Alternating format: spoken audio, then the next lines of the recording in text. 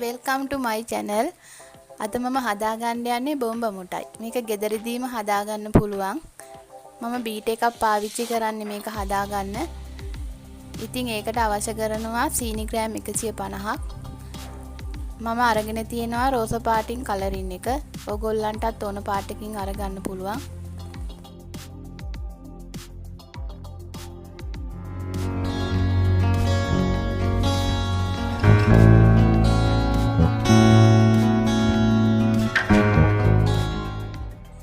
මම දැන් පෑන් එක ලිපේ තියාගෙන තියෙන්නේ.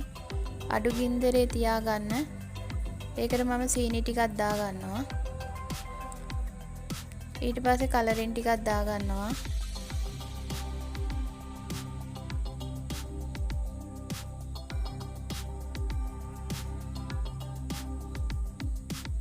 දැන් මේක හොඳින් කලවම් කරගන්න. ලිපේ ගින්දර අඩු කරගන්න පුළුවන් තරම්.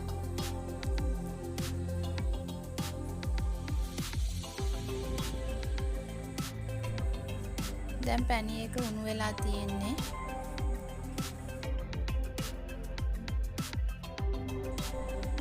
මම බීටර් එකේ ෆෝක් එකයි පාවිච්චි කරන්නේ.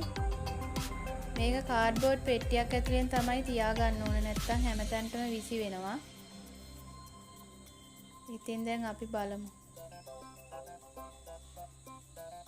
මම බීට් එක ඔන් කරගත්තා. දැන් මේ පැණි එක හිමීට හලා ගන්න ඕගොල්ලෝ බීට් එක උඩට.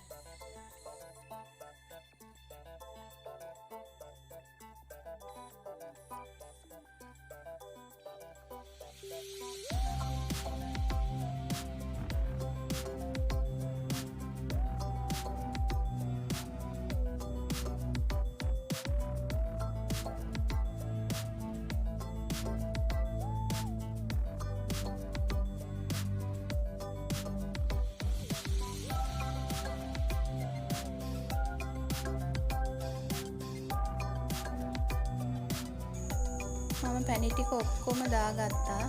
මේ බලන්න ලස්සනට හැදිලා තියෙනවා බොම්බ මොටයි ටික. කඩේ බොම්බ මොටයි වගේම ලස්සනට ඇවිල්ලා තියෙනවා. ඕගොල්ලොත් මේ වගේ හදලා බලන්න. මාව subscribe කරන්න අමතක කරන්න එපා. මගේ වීඩියෝ එක නැරඹුවාට ඕගොල්ලන්ට ගොඩක් ස්තුතියි. සුබ දවසක්.